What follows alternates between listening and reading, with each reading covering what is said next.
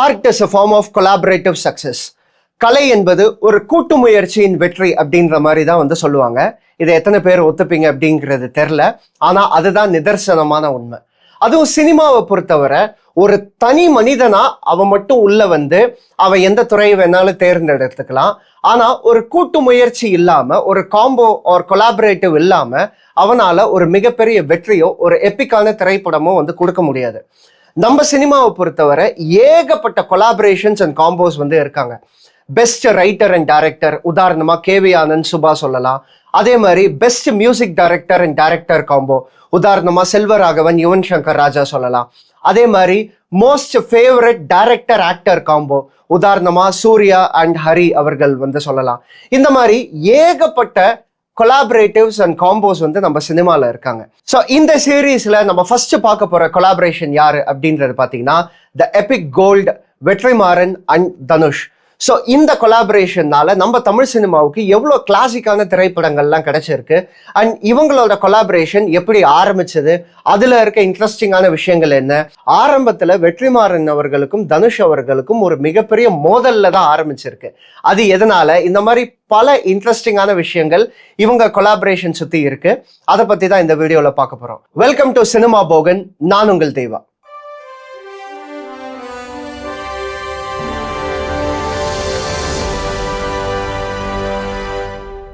வீடியோக்குள்ள போறதுக்கு முன்னாடி நம்ம சினிமா போகன் சேனலை இன்னும் நிறைய பேர் சப்ஸ்கிரைப் பண்ணாம பார்த்துக்கிட்டே இருக்கீங்க. கண்டிப்பா சப்ஸ்கிரைப் பண்ணுங்க. அப்படியே பக்கத்துல இருக்க பெல் ஐக்கானையும் கிளிக் பண்ணிக்கோங்க. அப்பதான் நாங்க போடுற இந்த மாதிரி இன்ட்ரெஸ்டிங்கான வீடியோஸ் அண்ட் சீரீஸ் எதையுமே நீங்க மிஸ் பண்ணாம பார்க்க முடியும். இப்போ வாங்க வீடியோக்குள்ள போலாம். இந்த கொலாபரேஷன் ஆரம்பிச்சதே பாத்தீங்கன்னா ஒரு இன்ட்ரெஸ்டிங்கான மேட்டர் தான். ஏன்னா பொதுவா சொல்லுவாங்களே காதலுக்கு மோதல் தான் காதலுக்கான அடுத்த ஸ்டெப் அப்படின்ட்டு. ஸோ அந்த மாதிரி தான் இந்த கொலாபரேஷனும். அது ஒரு கனாகாலங்கள் பாலு மகேந்திரா அவர்கள் டைரக்ட் பண்ணியிருக்காரு. ஸோ பாலு மகேந்திரா அவர்களோட அசிஸ்டன்ட் தான் வெற்றிமாறன். இது எல்லாருக்குமே தெரியும். ஸோ பொதுவாக ஏடிஸ்க்கு ஒவ்வொரு வேலை கொடுப்பாங்க இல்லையா டைரக்டர். அந்த மாதிரி பாலு மகேந்திரா அவர்கள் வெற்றிமாறனுக்கு என்ன ஒர்க் தந்திருக்காரு அப்படின்னு பார்த்தீங்கன்னா தனுஷை சீனுக்கு ப்ரிப்பேர் பண்றது, லைக் டைலாக்ஸ் சொல்லி தரது, டைலாக் மாடுலேஷன்ஸ் ப்ரிப்பேர் பண்றது, ஒரு சீன் பேப்பர் கொடுக்கறது. இந்த மாதிரி ஆக்டருக்கு என்ன மாதிரி ப்ரிப்பேர் பண்ணணும் அப்படிங்கிற ஒர்க் பாலு மகேந்திரா அவர்கள் வெற்றிமாறன் அவர்களுக்கு கொடுத்திருக்காரு.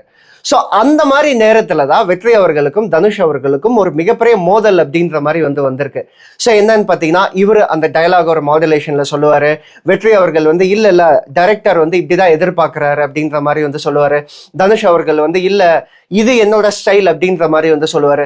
ஸோ அவங்களுக்குள்ள ஆரம்பத்துல ஒரு மிகப்பெரிய மோதல் அப்படிங்கிற மாதிரி தான் ஆரம்பிச்சிருக்கு. மோதல் அப்படின்னா அடிச்சுக்கிட்டு உருள்றது கிடையாது. ஐடியாலஜிக்கலா டிஃபரன்ஸ், ஒரு விஷயத்த ஒரு சீனை எப்படி அணுகணும் அப்படின்ற அந்த ஒரு டிஃபரன்ஸ் மட்டும்தான். ஸோ இப்படிதான் இந்த கொலாபரேஷன் ஆரம்பிச்சது. அதுக்கப்புறம் வெற்றிமாறன் அவர்கள் அந்த சீனை எப்படி அப்ரோச் பண்றாரு அப்படிங்கிறத தனுஷ் கொஞ்சம் அண்டர்ஸ்டாண்ட் பண்ணிக்கிறாரு. அதே மாதிரி வெற்றிமாறன் அவர்களும் தனுஷோட ஸ்டைல் அண்ட் பிரசன்ஸ் என்ன அப்படிங்கிறத புரிஞ்சுக்கிறாங்க. போக போக இந்த ரிஃப்ட் அப்படிங்கிறது ஒரு ஃப்ரெண்ட்ஷிப்பா மாறுது. அவங்களுக்குள்ள டிஸ்கஷன்ஸ் அப்படிங்கிறது உருவாகுது. அதுக்கப்புறம் வெற்றிமாறன் அவர்கள் நிறைய ஐடியாஸ் அண்ட் ஸ்டோரிஸ் பிச் பண்றாரு. அப்படி பிச் பண்ணப்பட்ட ஒரு கதை தான் தேசிய நெடுஞ்சாலை. எல்லாரும் பொல்லாதவன் தான் ஃபர்ஸ்ட் கொலாபரேஷன் அப்படின்னு நினைப்பீங்க. அதுதான் இல்லை, தேசிய நெடுஞ்சாலை. ஸோ இந்த தேசிய நெடுஞ்சாலை திரைப்படத்துக்காக அவங்க ஆரம்பத்துல பூஜை போட்டு இவங்க அந்த போட்டோ ஷூட்லாம் நடத்திருக்காங்க. அந்த அளவு இன்ட்ரெஸ்டிங்கா தான் போயிருக்கு. அதுக்கப்புறம் ஏதோ ஒரு காரணங்களால அந்த project ஷெல்வ் ஆகப்படுது.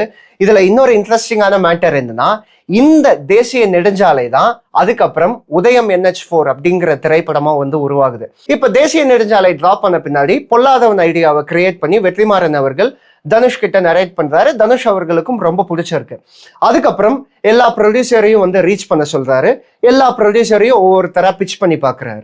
Don't judge a book by its cover அப்படின்ற மாதிரி ஒரு பழமொழி சொல்லுவாங்க இல்லையா. ஆனா இங்க வெற்றிமாறனை எல்லாருமே அவரோட ஆட்டிடியூட் வச்சு ஜட்ஜ் பண்ணியிருக்காங்க. ஸோ எல்லா ப்ரொடியூசர்ஸுமே என்ன மாதிரி ஒரு ஃபீட்பேக் கொடுத்துருக்காங்க தனுஷ் கிட்ட பார்த்தீங்கன்னா, கதை அந்த ஐடியாஸ் எல்லாம் ஓகே, பட் டைரக்டர் ரொம்ப ஆட்டிடியூட் பிடிச்சவரா இருக்காரு, இவர் கூட ஒர்க் பண்றது ரொம்ப கஷ்டம் அப்படின்ற மாதிரி எல்லா ப்ரொடியூசர்ஸும் தனுஷ் கிட்ட சொல்லியிருக்காங்க. பட் தனுஷ் எந்த விதத்திலையும் இந்த ஒரு ஃபீட்பேக் வெற்றிமாறன் கிட்ட டைரக்டா காட்டிக்காம வேற வேற ப்ரொடியூசர்ஸை ரீச் பண்ண வச்சிருக்காரு. இவ்வளோ ப்ரொடியூசர்ஸை ரீச் பண்ணி ஃபைனலா இந்த பொல்லாதவனை யார் மவுண்ட் பண்ணலாம் அப்படின்ற மாதிரி முடிவு எடுக்கிறாங்க அப்படின்னு பார்த்தீங்கன்னா 5 star Kathiresan sir. So Kathiresan sir பார்த்தீங்கன்னா இந்த ஸ்கிரிப்ட் எல்லாம் ஓகே, பட் இந்த கதையை ரொம்ப கமர்ஷியலைஸ் ஆக்கணும். ஏன்னா அந்த திரைப்படம் ரொம்ப டார்க்கா இருந்தது. அந்த கதையை வந்து கமர்ஷியலைஸ் ஆகணும், அப்பதான் அந்த படம் வந்து வியாபாரம் ஆகும் அப்படின்ற மாதிரி வந்து சொல்லியிருக்காங்க. வெற்றிமாறன் பாத்தீங்கன்னா அந்த கதையை வந்து ரொம்ப கமர்ஷியலைஸ் ஆக்கியிருக்காரு. உதாரணத்துக்கு சொல்லணும் அப்படின்னு பாத்தீங்கன்னா அதுல சந்தானம் கேரக்டரே வந்து கிடையாது. ஆரம்பத்துல இருந்து தனுஷ்க்கு ஒரே ஒரு ஃப்ரெண்டு விச் இஸ் கருணாஸ். ஆனா சந்தானம் கேரக்டரை அடிஷ்னலா வந்து போடணும், ஏன்னா அந்த டைம் வந்து சந்தானம் வந்து ரொம்ப பீக்ல இருந்தாரு இல்லையா காமெடி. ஸோ சந்தானம் காமெடிக்காக வருவாங்க அப்படின்ற மாதிரி வந்து ஒரு ஐடியா வந்து கொடுக்கப்பட்டது. அதே மாதிரி அந்த படத்துல வந்து கிளைமேக்ஸ்ல ஒரு ஐட்டம் சாங் ஒன்று வரும். அந்த சாங் அந்த கதைக்கும் அந்த படத்துக்கும் தேவையே இல்லை. அகெயின் கமர்ஷியலா அந்த படத்தை விற்கணும் அப்படிங்கிறதுக்காக அதுல அந்த ஐட்டம் சாங்குமே வந்து ஆட் பண்ணப்பட்டது. ஏன் இதை விட இன்னொரு எப்பிக்கான விஷயம் என்ன தெரியுமா?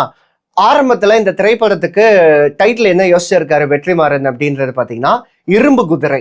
இது வந்து பாலகுமாரன் நாவல், அந்த டைட்டில் தான் இதுக்கு வைக்கணும் அப்படின்ற மாதிரி வந்து யோசிச்சிருந்தாரு.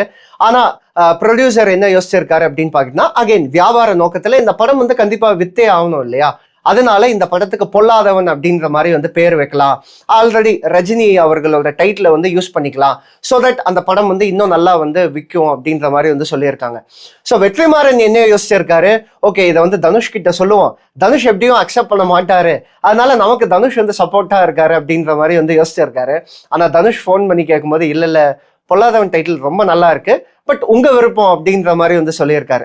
ஃபைனலா எல்லா பேச்சுவார்த்தையும் முடிஞ்சு இந்த திரைப்படத்துக்கு வந்து பொல்லாதவன் அப்படின்ற மாதிரி வைக்கிறாங்க. ஸோ நீங்க பொல்லாதவன் திரைப்படமும் பாத்தீங்கன்னா வெற்றிமாறன் கிட்ட யாராவது கேட்டாங்கன்னா பொல்லாதவன் உங்களோட சூப்பர் எப்பிக்கான ஃபிலிம் அப்படின்ற மாதிரி சொல்லும்போது வெற்றிமாறன் என்னைக்குமே இன்னைக்கு வரைக்கும் அதை அவரோட ஒரு மிகப்பெரிய எபிக் மூவியா வந்து அக்செப்ட் பண்ணவே மாட்டாரு. என்னோட பெஸ்ட் ஒர்க் அப்படின்ற மாதிரி வந்து சொல்லவே மாட்டாரு. ஸோ பொல்லாதவனுக்கு வெற்றிமாறன் என்ன மாதிரி ஒரு டெஃபினிஷன் வச்சிருக்காரு அப்படின்ற மாதிரி பாத்தீங்கன்னா, ஒரு கஷ்டப்படுற அசிஸ்டன்ட் டைரக்டர் எப்படியாச்சும் தப்பிச்சு டைரக்டர் ஆகினோம், அவன் கரியர் வந்து அந்த இடத்துலயே நின்றக்கூடாது, அதுக்காக உருவாக்கப்பட்ட படம் தான் வந்து பொல்லாதவன் அப்படின்ற மாதிரி வந்து சொன்னாரு. வட சென்னையோட அன்புவின் எழுச்சி நம்ம வெயிட் பண்ணியிருக்கோம். ஆனா இந்த கொலாபரேஷனோட எழுச்சி எங்க தெரியுமா? ஆடுகளம் திரைப்படம். ஸோ ஆடுகளம் திரைப்படம் எல்லாருமே ஒரு மிகப்பெரிய எதிர்பார்ப்புல தான் இருந்தாங்க. ஏன்னா வெற்றிமாறன் பொல்லாதவனுக்கு அப்புறம் என்ன மாதிரி ஒரு திரைப்படம் கொடுக்க போறாரு அப்படின்ற எதிர்பார்ப்பு, அது மதுரையை பேஸ் பண்ணி ஒரு திரைப்படம் அப்படிங்கும் போது இன்னொரு எதிர்பார்ப்பு. அந்த மதுரையை பேஸ் பண்ணி திரைப்படம், அதுல சேவல் சண்டை தான் ஒரு முக்கியமான பிரதானமான விஷயம் அப்படிங்கும் போது எல்லாருமே ஒரு மிகப்பெரிய எக்ஸ்பெக்டேஷன்ஸ்ல இருந்தாங்க. ஸோ ஆடுகளம் திரைப்படத்தோட வெற்றி அப்படிங்கிறது ஒரு மிகப்பெரிய வெற்றி, நம்ம எல்லாருக்குமே தெரியும். ஆனா அந்த திரைப்படம் ஒர்க் பண்ண விஷயம் இருக்குல்ல, அதெல்லாமே ரொம்ப பயங்கரமான விஷயம். வெற்றிமாறனுக்கு பெருசா அந்த மதுரை ரீஜியன் ஒரு ஸ்லாங் வந்து பெருசா பரிச்சயம் கிடையாது. அதனால கிட்டத்தட்ட 5-6 மாசம் மதுரையிலேயே உட்காந்து அந்த ஸ்லாங் அந்த நேட்டிவிட்டி எல்லாத்தையும் லேர்ன் பண்ணி ப்ராப்பரா ஸ்ட்ரக்சர் பண்ணி தான் ஆடுகளம் திரைப்படம் வந்து உருவாக்கியிருக்காரு. தனுஷும் மதுரையில கொஞ்ச நாள் ஸ்டே பண்ணி அந்த ஸ்லாங் எல்லாம் கத்துக்கிட்டு அது கூட ஒர்க் பண்ணி தான் அந்த கேரக்டரை வந்து ஸ்டடி பண்ணி ஒர்க் பண்ணியிருக்காரு அப்படின்ற மாதிரி வெற்றிமாறனும் நிறைய இன்டர்வியூல வந்து சொல்லியிருக்காரு. இந்த கொலாபரேஷனோட ஒரு மிகப்பெரிய சக்சஸ் அண்ட் இந்த கொலாபரேஷன் அடுத்து என்ன மாதிரி ஒரு திரைப்படங்கள் ஒரு வெற்றிகளை வந்து கொடுக்க போகுது அப்படின்னு எதிர்பார்க்க வச்ச ஒரு திரைப்படம் தான் வந்து ஆடுகளம். ஸோ இந்த கொலாபரேஷன் எந்த அளவு எல்லாரும் எதிர்பார்த்திருக்காங்க அப்படின்றது பாத்தீங்கன்னா, வெற்றிமாறன் கிட்ட நிறைய டாப் ஆக்டர்ஸ் வந்து பிச் பண்ணியிருக்காங்க, எங்களுக்கு ஏதாவது கதை பண்ணுங்க அப்படிங்கும்போது அந்த இடத்துலயும் வெற்றி பாத்தீங்கன்னா ஒரு ஸ்டோரியை நரேட் பண்ணிட்டு இது தனுஷ்காக நான் வச்சிருக்கேன், அவர்கிட்ட நான் பெர்மிஷன் வாங்கணும் அப்படின்ற மாதிரி வந்து சொல்லியிருக்காரு. உதாரணமா சூர்யா ஒரு மேடையில வந்து சொல்லியிருக்காரு, நான் ஒரு கதை கேட்டேன் அதுக்கு இந்த மாதிரி வந்து பதில் சொல்லியிருக்காரு அப்படின்ற மாதிரி வந்து சொன்னாங்க. அதே மாதிரி தனுஷும் சும்மா இல்ல, வெற்றிமாறன் ஒரு கதையை சொல்றாரு அப்படின்னா அந்த கதை கண்டிப்பா ஒர்க் ஆகும் அப்படிங்கிறத நம்பி இறங்கியிருக்காரு. இன்னைக்கு வரைக்கும் ஒரு கொலாபரேஷன் திரும்ப உருவாச்சு அப்படின்னா அதே நம்பிக்கையோட தான் தனுஷ் அவர்கள் வெற்றி கிட்ட வந்து போவார். அதே மாதிரி தனுஷ்க்கு எப்பெல்லாம் ஒரு சின்ன சர்க்கிள்ல ஒரு அடி வாங்குதல் அப்படிங்கிறது இருக்கோ அப்பெல்லாம் வெற்றி ஒரு படம் வச்சு அவரை திரும்ப அடுத்த லெவலுக்கு வந்து கொண்டு போயிடுவாரு. ஸோ ஆடுகளம் மாதிரி ஒரு மிகப்பெரிய வெற்றிக்கு அப்புறம் இந்த காம்போல என்ன திரைப்படம் வரப்போகுது அப்படின்ற மாதிரி எதிர்பார்க்கும் போது சூதாடி அப்படின்ற மாதிரி ஒரு திரைப்படம் வந்து அனௌன்ஸ் பண்றாங்க. அதை பத்தி எல்லாம் போட்டோ ஷூட்டு அதே மாதிரி ஷூட் வரைக்குமே போயிருக்காங்க. ஸ்டில் வெற்றிமாறன் என்ன சொல்லியிருக்காருன்னா, இந்த கதை ஆர் இந்த படம் வந்து திரும்ப ஆடுகளமா நான் ரிப்பீட் பண்ற மாதிரி இருக்கு, ஒரு ஃப்ரெஷ்ஷான ஐடியோ ஒரு நியூஸ் ஸ்டோரியோ வந்து இல்லை, ஸோ இந்த படத்தை ட்ராப் பண்ணிடலாம் அப்படின்ற மாதிரி வந்து சொல்லியிருக்காரு. வேற ஒரு ஆக்டராக இருந்தால் ஓடி இருப்பாங்க, இதுக்கப்புறம் இவரு கூட வந்து நம்ம கொலாபரேட்டே பண்ணக்கூடாது அப்படின்ட்டு. பட் தனுஷ் ஸ்டில் வந்து வெற்றியை பிலீவ் பண்ணாரு. ஓகே பரவாயில்ல, இந்த கதை வந்து ஒர்க் ஆகலைன்னா இன்னொரு நல்ல கதை வந்து ஒர்க் பண்ணலாம் அப்படின்ற மாதிரி வந்து யோசிச்சு அந்த படத்தை வந்து ட்ராப் பண்ணிட்டாங்க. இந்த இடத்துலதான் விசாரணையோட பிச்சின் அப்படிங்கிறது வந்து வருது. ஸோ வெற்றி லாக்அப் அந்த நாவலை வந்து படிச்சுட்டு அவரு வந்து ஒரு ஸ்கிரிப்ட் எழுதி விசாரணை ஸ்கிரிப்டை வந்து முடிச்சுட்டு தனுஷ் கிட்ட போய் வந்து அப்ரோச் பண்ணியிருக்காரு. ஸோ தனுஷ் கிட்ட அந்த கதை சொல்லும்போது தனுஷ் என்ன சொல்லியிருக்காருன்னா, இல்லை நீங்கள் கதையெல்லாம் எனக்கு சொல்லாதீங்க, இந்த கதை சொன்னா எனக்கு பிடிச்சி போச்சுன்னா திரும்ப நானே நடிக்கிற மாதிரி இருக்கும். அந்த டைம் வந்து அவர் ஹிந்தியில வேற பிஸியா இருந்தார் இல்லையா, ஸோ நீங்க வெயிட் பண்ற மாதிரி இருக்கும். எவ்வளவு பணம் வேணும்னு சொல்லுங்க, அதை மட்டும் நான் ப்ரொடியூஸ் பண்றேன், நீங்க வந்து படம் எடுத்துருங்க அப்படின்ற மாதிரி வந்து சொல்லியிருக்காரு. இது தனுஷ் வெற்றிமாறன் மேல எவ்வளவு நம்பிக்கையா இருக்காருன்னு பாருங்க. வெற்றிமாறன் விசாரணை கதையை பிச் பண்ணும் போதே என்ன மாதிரி சொல்லியிருக்காரு அப்படின்னா, தனுஷ் வெள்ளி சனி ஞாயிறு இந்த 3 நாள் மட்டும் வார வாரம் ஓடுற மாதிரி ஒரு படம் எடுக்கலாமா அப்படின்ற மாதிரி வந்து சொல்லியிருக்காரு. அப்படி சொல்லியுமே தனுஷ் வந்து கிண்டலா என்ன சொல்லியிருக்காருன்னா, இந்த மாதிரி ஒரு ப்ரொடியூசர் கிட்ட யாருமே வந்து கதை கேட்க மாட்டாங்க, ஒரு பணம் வந்து கேட்க மாட்டாங்க, பட் ஸ்டில் நம்ம பண்ணலாம் அப்படின்ற மாதிரி வந்து சொல்லியிருக்காரு. ஸோ தனுஷ் எந்த அளவு வெற்றியை வந்து ட்ரஸ்ட் பண்ணியிருக்காரு அப்படின்னா, படம் எடுத்து ஆஸ்கார் போய் இங்க ஸ்கிரீனிங் ஆகி எல்லா விஷயம் நடந்த பின்னாடி தான் தனுஷ் வந்து படத்தையே பார்த்திருக்காரு. ஸோ அந்த அளவு ஒரு ட்ரஸ்ட் அப்படிங்கிறது வெற்றி மேல வந்து என்னைக்குமே தனுஷ் கிட்ட இருக்கு. அதே மாதிரி வெற்றி எந்த அளவு தனுஷை நம்புறாரு அப்படின்றது பார்த்தீங்கன்னா, நீங்க ஏன் தனுஷை வச்சே திரும்ப திரும்ப படம் எடுக்கிறீங்க அப்படின்ற மாதிரி ஒரு ஸ்டூடெண்ட் கேட்பாரு. வெற்றி ஓப்பனா சொல்லிடுவாரு, ஏன்னா தனுஷ் மட்டும்தான் என் ஐடியாவை நம்பி பெருசா தலையிடாம அதை முழுசா அந்த ப்ராசஸை நம்பி உள்ள வர்றாரு, அதனால அவரை வச்சு நான் திரும்ப திரும்ப படம் எடுக்கிறேன் அப்படின்ற மாதிரி வந்து சொல்லியிருந்தாரு. ஸோ இந்த மியூச்சுவல் ட்ரஸ்ட் அண்ட் ஃப்ரெண்ட்ஷிப் மட்டும்தான் இவ்வளவு பெரிய எப்பிக்கான திரைப்படங்கள் நமக்கு வந்து கொடுத்துருக்கு. விசாரணை அப்படிங்கிற ஒரு திரைப்படம் முடிஞ்ச பின்னாடி அடுத்து என்ன மாதிரி வெற்றி ஒரு தனுஷ் காம்போவே ரிப்பீட் ஆக போதா அப்படின்ற மாதிரி எதிர்பார்க்கும் போது வடசென்னை அப்படின்ற படத்தை அப்பவே வந்து ஒர்க் பண்ண ஆரம்பிச்சிட்டாங்க. ஆனா அதுல சில சேஞ்சஸ் எல்லாம் இருந்தது. ஏன்னா பாத்தீங்கன்னா சிம்பு தான் அப்போ வந்து அன்பு கேரக்டர் பண்ற மாதிரி இருந்தது. ஸோ வெற்றி என்ன சொல்லியிருக்காரு அப்படின்றது பாத்தீங்கன்னா, தனுஷ் வந்து நடிக்கல இப்ப அன்பு கேரக்டர்ல, ஆனா தனுஷோட பிரசன்ஸ் இருக்கணும் அப்படின்றதுக்காக தனுஷ் வந்து வேற கேரக்டர் வந்து கேட்டிருக்காரு. லைக் குணா, அன்பு, செந்தில் மாதிரி கேரக்டர்ஸ் இருக்குல்ல, அந்த மாதிரி ஒரு கேரக்டர்ல வந்து தனுஷ் நடிக்கிறீங்களா அப்படின்னு கேட்கும்போது தனுஷ் வந்து கிண்டலா என்ன சொல்லியிருக்காருன்னா, நான் நல்லவன் தான், ஆனா ரொம்ப நல்லவன் கிடையாது, நீங்க வடசென்னை அவரை வச்சே கண்டினியூ பண்ணுங்க, நான் அதுல வந்து வரல அப்படின்ற மாதிரி வந்து சொல்லியிருக்காரு. பட் ஏதோ ஒரு காரணங்களால வடசென்னை சிம்பு வச்சு மவுண்ட் பண்ண முடியல அந்த டைம். அதுக்கப்புறம் அது வந்து டிராப் ஆகி திரும்ப ரிப்பீட் ஆகி டிராப் ஆகி ஷெல்வ் ஆகி கடைசியில வடசென்னை யாருக்கு வரணுமோ அவங்களுக்கு வந்திருக்கு, விச் இஸ் தனுஷ். திரும்ப தனுஷ் கிட்ட பிச்சன் பண்ணி அந்த ஐடியாவை ஒர்க் பண்ணியிருக்காங்க.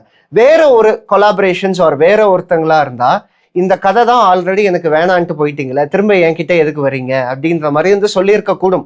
ஆனா தனுஷ் அந்த இடத்துலயும் பரவாயில்ல, வெற்றி சார் தானே அப்படின்ற மாதிரி ஏத்துக்கிட்டு அந்த கதைக்குள்ள வந்து வடசென்னை அப்படிங்கிற ஒரு மிகப்பெரிய கல்ட் கிளாசிக்கை வந்து நமக்கு கொடுத்துருக்காங்க. தனுஷ் வெற்றி மேல எந்த அளவு ரெஸ்பெக்ட் அண்ட் ட்ரஸ்ட் வந்து வச்சிருக்காரு அப்படிங்கிறத இந்த மாதிரி இன்சிடென்ட்ஸ் வச்சு பார்த்தோம். வெற்றி தனுஷ் மேல எந்த அளவு ஒரு ரெஸ்பெக்ட் வச்சிருக்காரு அப்படின்றது சமீபத்துல ஒரு இன்சிடென்ட் நடந்தது.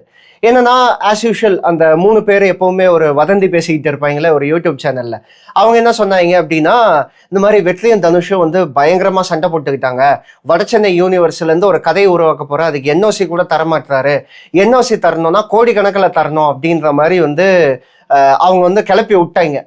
பொதுவா வெற்றி வந்து இந்த மாதிரி ரூமர்ஸ் ஒரு இஷ்யூஸை வந்து அட்ரஸ் பண்ணவே மாட்டாரு. ஏன்னா வாடிவாசலுக்கு அவ்வளோ ரூமர்ஸ் வரும். வாடிவாசல் டிராப் ஆயிருச்சு, வாடிவாசல் வந்து சூர்யா நடிக்கல, அமீருக்கும் சூர்யாவுக்கும் சண்டை, இந்த மாதிரி பல ரூமர்ஸ் வரும். எதுக்குமே பெருசா வந்து ரியாக்ட் பண்ணிக்க மாட்டாரு, ஏன்னா இதெல்லாமே வந்து ஜஸ்ட் ரூமர்ஸ் அப்படின்ற மாதிரி வந்து கடந்து போயிடுவாரு. பட் இந்த ஒரு இன்சிடென்ட்டை கண்டிப்பா வந்து அட்ரஸ் பண்ணியே ஆகணும் அப்படின்னு அவ்வளோ நாள் சைலண்டா இருந்த வெற்றிமாறன் அவரோட யூடியூப் சேனல்லே வந்து ஒரு வீடியோ போட்டு இருந்தாரு. என்னன்னா கம்ப்ளீட்டா எக்ஸ்பிளைன் பண்ணியிருந்தாரு அது ஏன் ரூமர். ஸோ வடசென்னை யூனிவர்ஸ்ல இருந்து ஒரு கதை வந்து உருவாக்க போறோம் அப்படின்றத ரூமராகவே இருந்தது, அதை வந்து கன்ஃபார்ம் பண்ணாரு. அண்ட் குறிப்பா ஒரு விஷயம் என்ன சொல்லியிருந்தாரு அப்படின்றது பார்த்தீங்கன்னா, தனுஷ் எந்த ஒரு கேள்வியுமே கேட்காம எங்களுக்கு என்ஓசி கொடுத்தாரு, நீங்க தாராளமா பண்ணுங்க, எங்க டீமை வச்சு நான் உங்களுக்கு உடனே என்ஓசி கொடுக்குறேன், நீங்க என்ன பில் பண்றீங்களோ அதை பண்ணுங்க அப்படின்ற மாதிரி வந்து சொல்லியிருந்தாரு. ஸோ வெற்றி தனுஷ் நேம் டேமேஜ் ஆகுது இந்த ரூமர்னால அப்படின்னு தெரிஞ்ச உடனே அவர் அவ்வளோ நாள் அமைதியா இருந்தவர் உடனே ஒரு வீடியோ போட்டு கம்ப்ளீட்டா ஒரு எக்ஸ்பிளனேஷன் வந்து கொடுத்தாரு. எனக்கே வந்து புதுசா இருந்தது, வெற்றிமாறன் இவ்வளவு தூரம் எக்ஸ்பிளனேஷன்லாம் கொடுப்பாரா ஒரு ரூம் இருக்கு அப்படின்ட்டு. பட் அது வந்து தனுஷ் நேம் டேமேஜ் ஆகுது, அவரோட ஃப்ரெண்ட் நேம் டேமேஜ் ஆகுது அப்படிங்கிற ஒரே காரணத்துக்காக தான் அவர் அந்த விஷயத்த வந்து பண்ணாரு. ஸோ இந்த எப்பிக்கான கொலாபரேஷன் திரும்ப எப்போ ரீயூனைட் ஆவாங்க அப்படின்ற மாதிரி தான் தமிழ் சினிமா எல்லாருமே வந்து வெயிட் பண்ணிக்கிட்டே இருக்காங்க. அண்ட் இந்த கொலாபரேஷன் இப்போ வரைக்கும் ஹெல்த்தியாக தான் இருக்கு. ஏன்னா நம்ம பார்க்குற சில கொலாபரேஷன்ஸ் பார்த்தீங்கன்னா ஒரு டைம் பிரேக்கப் ஆச்சுன்னா அதுக்கப்புறம் திரும்ப வந்து அவங்க ரீயூனைட்டே ஆக மாட்டாங்க. உதாரணத்துக்கு மணிரத்னம், இளையராஜா, இன்னைக்கு வரைக்கும் அவங்க வந்து ரீயூனைட் ஆகவே இல்லை. பட் இந்த கொலாபரேஷன் பார்த்தீங்கன்னா இன்னைக்கு வரைக்கும் கண்டினியூ ஆகிட்டே தான் இருக்கு. இன்னைக்கு வரைக்கும் ஒரு ஹெல்த்தியான ஒரு கொலாபரேஷனாக தான் இருக்கு. திரும்ப எப்போ அவங்க ரீயூனைட் ஆவாங்க அப்படின்ற மாதிரி தான் எல்லாருமே வந்து எதிர்பார்க்குறாங்க. தட் இன்க்ளூட்ஸ் வெற்றி அண்ட் தனுஷ். அவங்க 2 பேருமே வந்து பயங்கரமாக வந்து எதிர்பார்க்குறாங்க. ஸோ இந்த கொலாபரேஷன் ரீயூனைட் ஆக சான்சஸ் இருக்கா அப்படின்னா ரொம்ப நியரரில் இருக்கு. ஏன்னா அரசன் திரைப்படம் இப்போ எடுத்துட்டு இருக்காங்க. கண்டிப்பாக அது 2027க்குள்ள வரும் அப்படின்ற மாதிரி ஒரு எதிர்பார்ப்பு அப்படிங்கிறது இருக்கு. ஸோ இப்போ அரசன் திரைப்படம் வந்துட்டா கண்டிப்பாக வடசென்னை 2 எடுத்தே ஆகணும். ஏன்னா அந்த கண்டினியூவேஷன் அப்போதான் நல்லா இருக்கும் பார்க்கறதுக்கும். ஸோ வடசென்னை 2 திரைப்படம் இதுல சிம்பு தனுஷ் கொலாபரேஷன் தாண்டி வெற்றியோட கொலாபரேஷனும் இருக்கும்போது அது ஒரு எபிக் சினிமா அப்படின்ற மாதிரி தான் நானும் வந்து எதிர்பார்க்கிறேன். ஆனா இந்த எப்பிக்கான சினிமா பார்க்கறதுக்கு எத்தனை வருஷம் வெயிட் பண்ணோம்? 2028 2030 தெரில. ஆல்ரெடி வயசாயிட்டே போகுது. பாடி தாங்குமா தெரில, பார்ப்போம். ஸோ என்னை பொறுத்தவரை வெற்றி அண்ட் தனுஷ் காம்போ அண்ட் அவங்க காம்போல உருவாகிற திரைப்படம் அப்படிங்கிறது என்னை பொறுத்தவரை எப்படின்றது பார்த்தீங்கன்னா, ஒரு பிரியாணி கிரில் சிக்கன் காம்போ வச்சா என்ன ஒரு ஃபுல்ஃபில்மெண்ட் கிடைக்குமோ, என்ன ஒரு சந்தோஷம் கிடைக்குமோ, அந்த சந்தோஷம் அண்ட் ஃபுல்ஃபில்மெண்ட் தான் இவங்க கொலாபரேஷன்ல உருவாகிற திரைப்படங்கள். வெற்றி அண்ட் தனுஷ் கொலாபரேஷன் உங்களை பொறுத்தவரை எவ்வளோ ஃபேவரட்டான ஒரு கொலாபரேஷன் ஒரு காம்போ அப்படிங்கிறத வந்து கமெண்ட்ல சொல்லுங்க. அண்ட் அதே மாதிரி இவங்களோட கொலாபரேஷன்ல வந்து உங்களோட ஃபேவரட் திரைப்படம் என்ன, ஏன் அந்த திரைப்படம் உங்களுக்கு ரொம்ப பிடிக்கும் அப்படிங்கிறதையும் கமெண்ட்ல சொல்லுங்க. பார்க்குறேன், நானும் தெரிஞ்சுக்கிறேன், கமெண்ட் பார்க்குற மற்றவங்களும் வந்து தெரிஞ்சுப்பாங்க. அதே மாதிரி உங்க ஃபேவரட் தமிழ் சினிமா காம்போ என்ன? அது எந்த காம்போ வேணாலும் இருக்கலாம். Music director or writer hero, director hero, யாரை வேணாலும் இருக்கலாம். அடுத்து எந்த கொலாபரேஷன் ஒரு காம்போவை பத்தி இந்த சீரீஸ்ல பார்க்கலாம் அப்படிங்கிறத வந்து கமெண்ட்ல சொல்லுங்க. கண்டிப்பா அவங்கள பத்தியும் இதே மாதிரி டீடைல் தான் வந்து பார்ப்போம். இந்த வீடியோ உங்களுக்கு பிடிச்சிருக்கும் அப்படின்னு நம்புறேன். பிடிச்சிருந்தா லைக் பண்ணுங்க. உங்க ஃப்ரெண்ட்ஸ், ஃபேமிலி, குறிப்பா சினிமா லவர்ஸ் எல்லாருக்குமே வந்து ஷேர் பண்ணுங்க. சினிமா போகன் சேனலை சப்ஸ்கிரைப் பண்ணுங்க. நிறைய பேர் இன்னும் சப்ஸ்கிரைப் பண்ணாம பார்த்துக்கிட்டு இருக்கீங்க. கண்டிப்பா சப்ஸ்கிரைப் பண்ணுங்க. அப்படியே பக்கத்துல இருக்க அந்த பெல் ஐக்கனையும் கிளிக் பண்ணுங்க. அப்பதான் நாங்க போடுற இந்த மாதிரி இன்ட்ரெஸ்டிங்கான சினிமா வீடியோஸ் எல்லாமே உங்களால மிஸ் பண்ணாம பார்க்க முடியும். வேற ஒரு நல்ல வீடியோ ஒரு நல்ல கண்டென்ட்டோட உங்களை வந்து சந்திக்கிறேன். Until then, it's bye from Deva.